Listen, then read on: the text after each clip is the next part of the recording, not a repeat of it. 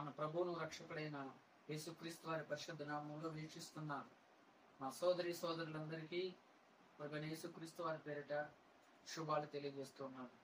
ప్రియ సోదరులారా, ఈ దినమున ప్రభువారు మనకు అనుగ్రహించినటువంటి మనకు గొప్ప వాక్కు ఏంటంటే,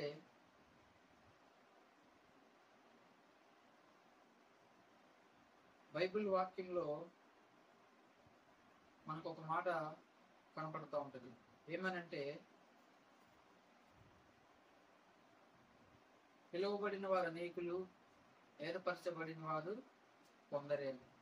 కాబట్టి ప్రియ దేవుని బిడ్డలారా, ప్రభు వారు పిలుపు ప్రతి ఒక్క మనిషికి ఖచ్చితంగా వినపడుతూ ఉంటుంది అన్నమాట. అట్టి విధముగానే ప్రభు ఈ దినమున కొంతమందిని పిలుస్తూ ఉన్నారు. ఏమని పిలుస్తూ ఉన్నారంటే, మనకి ఇవ్వబడినటువంటి ఈ యొక్క పరిశుద్ధ గ్రంథంలోని యెషయా గ్రంథము 48వ అధ్యాయము 15వ వాక్యము ఈ విధంగా సెలవిస్తూ ఉంది. నేనే ఆజ్ఞ ఇచ్చువాడు, నేనే అతని పిలిచి తిని, నేనే అతనిని రప్పించి తిని, అతని మార్గము తేజరువు. దేవుని బిడ్డలారా, ఈ వాక్యం కనుక మనం ఒకసారి ఆలోచన చేసినట్లయితే ఏమని మాట్లాడుతున్నారంటే, ప్రభువారు నేనే పిలిచాను, నేనే నిర్మించాను, నేనే సమస్తాన్ని దయచేశాను, నేనే సమస్తాన్ని కూడా ముగించేవాడును నేనే అని చెప్పేసి పరిశుద్ధ దేవుడు మనకి తెలియజేసాడు అన్నమాట. అయితే ప్రభువారు కొంతమందిని పిలుస్తూ ఉన్నారు. ఏమనంటే, సర్వజనులారా నా యుద్ధకు రండి, రక్షణ సువార్తను కనుగొని సర్వలోకమునకు వెళ్ళి సర్వ సృష్టికి సువార్తను ప్రకటించుడు అని చెప్పేసి ప్రభువారు ఆనాడు మనకు తెలియజేసిన సందర్భం ఉందన్నమాట. అట్టి విధముగానే ఈ యెషయా గ్రంథం ద్వారా కూడా, ఈ యొక్క పాత నిబంధన గ్రంథం ద్వారా ప్రభువారు మనకి కొన్ని మాటలు తెలియజేశారు అనమాట. ఏమనంటే, నేనే ఆజ్ఞ ఇచ్చువాడును, నేనే అతన్ని పిలిచి తిని, నేనే అతనిని రప్పించి తిని, అతని మార్గము తేజరువు. ప్రభువారు పిలవకపోతే మన జీవితానికి ఒక అర్థం అనేది లేదనమాట. ఆయన పిలిచాడు, ఆయన నిర్మించాడు, ఆయన సమస్తాన్ని బాగు చేశాడు అనమాట. కాబట్టి ఈ దినమున నేను చెప్పదలసిన వాక్యం ఏంటయ్యా అంటే, ప్రభువారు మనల్ని పిలుస్తాడనమాట. మనల్ని పిలిచినప్పుడు ఆ పిలుపుకు తగినట్లు కనుక మనం జీవించినట్లయితే ఆయన అంటున్నారు, నేను అతని పిలిచి తిని, నేనే అతనిని రప్పించి తిని, అతని మార్గము తేజరువు. అంటే ఎవరైతే ప్రభు యొక్క మాటను విని అంగీకరించి ఆ యొక్క అడుగుజాడలో నడుస్తారో వారిని ప్రభువారంట అతని మార్గాన్ని తేజరిల్లు చేస్తాడంట. అంటే ఒక ప్రకాశమైన వెలుగు వారి జీవితంలో ఉంటుందని చెప్పేసి దేవుని వాక్యం సెలవిస్తా ఉందన్నమాట. కాబట్టి ప్రియ దేవుని బిడ్డలారా, మనము లోకానుసారంగా చూసుకుంటే మన బ్రతుకులు ఒక్కసారి మనం ఆలోచన చేస్తే, మన బ్రతుకులు ప్రభువును అంగీకరించక ముందు మన బ్రతుకులు ఒక అంధకార సంబంధమైనటువంటి బ్రతుకులు అన్నమాట. మన దారి ఎటో తెలియదు, మన పయనం ఎటో తెలియదు. ఒక తెగిపడినటువంటి గాలిపటం వల్లే ఎటు పడితే అటు పోయిన సందర్భం మన బ్రతుకు. అయితే ప్రభువారు ఏమంటున్నారంటే, నేనే నిర్మించాను, నేనే పిలిచాను, నేనే నిన్ను చక్కపరుస్తానంటున్నారు ప్రభువారు. అందుకే అతని మార్గము తేజరిల్లుతంట. ఎందుకు తేజరిల్లుతుందంటే, నేనే ఆజ్ఞ ఇచ్చేవాడు, అంటే సమస్తాన్ని ఆజ్ఞాపించేవాడు ఆయనే. ఆయన తప్ప వేరొక ఆజ్ఞపరుడు ఈ లోకంలో లేడనమాట. పైన ఆకాశం అందే గాని, కింద భూమి అందే గాని ఆయనను మించిన దేవుడు మరొకళ్ళు లేరు. అందుకే ఈ యెషయా గ్రంథం ద్వారా నీతో నాతో మనందరితో ప్రభువారు ఈ దినమును మాట్లాడుతూ ఉన్నారు. నేనే ఆజ్ఞ ఇచ్చేవాడును, నేనే అతన్ని పిలిచి తిని, నేనే అతనిని రప్పించి తిని, అతని మార్గము తేజరిల్లువి. కాబట్టి ప్రియ దేవుని బిడ్డలారా, ఇక్కడ అతను అంటే ఎవరంటే మీరు, నేను. ఒకసారి మనం పరిశీలన చేసుకున్నాం. ఆయన ఆజ్ఞకు మనం లోబడి జీవించినట్లయితే ఆయన కృపలో మనం జీవిస్తాం అన్నమాట. సో కాబట్టి ఆయన ఆజ్ఞకు మనం లోబడదాం, ఆయన కృపను మనం పొందుకుందాం. అట్టి విధంగానే ప్రభువారు ఇంకొక మాట కూడా మాట్లాడుతూ ఉన్నారు అనమాట. ఏమనంటే ఇదే యెషయా గ్రంథంలో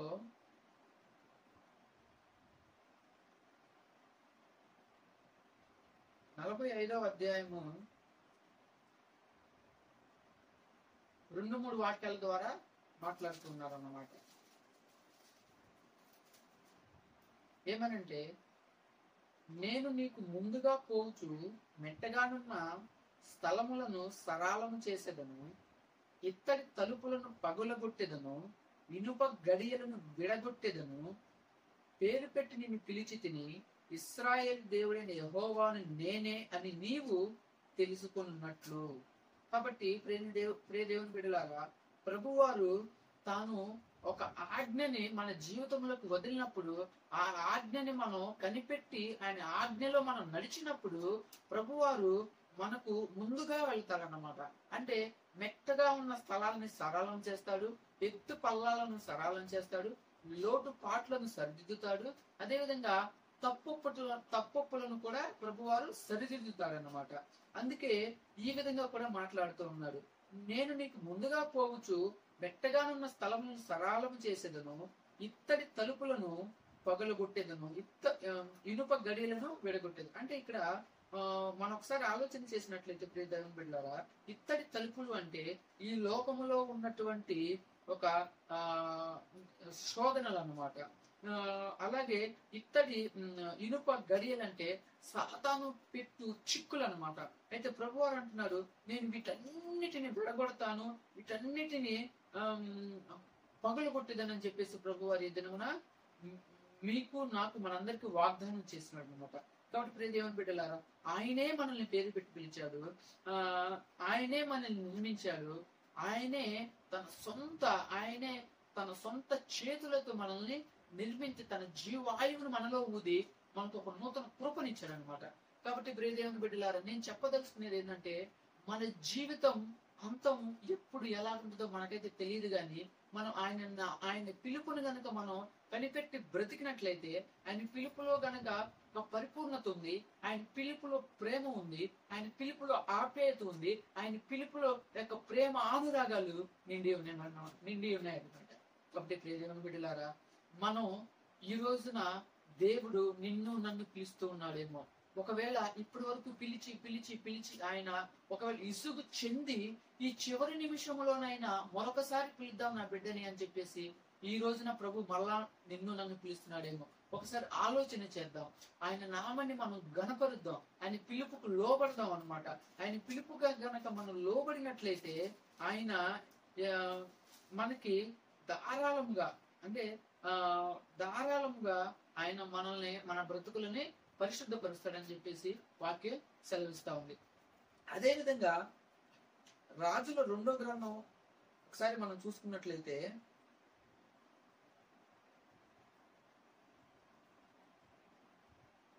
రాజుల 2వ గ్రంథం 9వ అధ్యాయము 6వ వాక్యం మనం ఒకసారి చూసుకుందాం.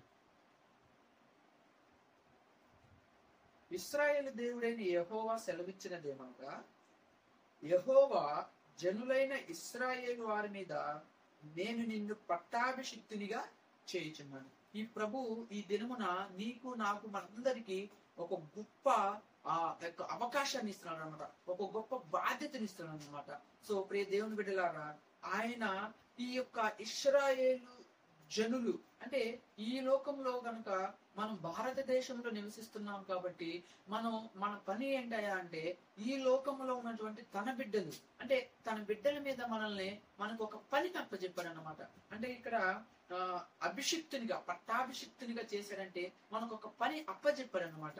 అంటే తన బిడ్డల కోసం మాత్రమే కాదు, కానీ ఇహలోక సంబంధమైనటువంటి జీవితం జీవిస్తున్నటువంటి వారిని ప్రతి ఒక్కరిని కూడా ప్రభు వైపు తిప్పాలనేటువంటి ఒక సంకల్పంతో ప్రభు వారు ఈ దినమున నిన్ను పట్టాభిషిక్తునిగా చేసి నీకు ఒక పనిని అప్పచెప్పాడని చెప్పేసి దేవుని వాక్యం ఈ దినం మనకి సెలవిస్తా ఉంది. కాబట్టి ప్రియ దేవుని బిడ్డలారా, ఆ దావీదుని పిలిచిన దేవుడు ఈ రోజు నిన్ను నన్ను పిలుస్తున్నాడు అనమాట. తండ్రి సమూయేలుని పిలిచిన దేవుడు నిన్ను నన్ను పిలుస్తున్నాడు అనమాట.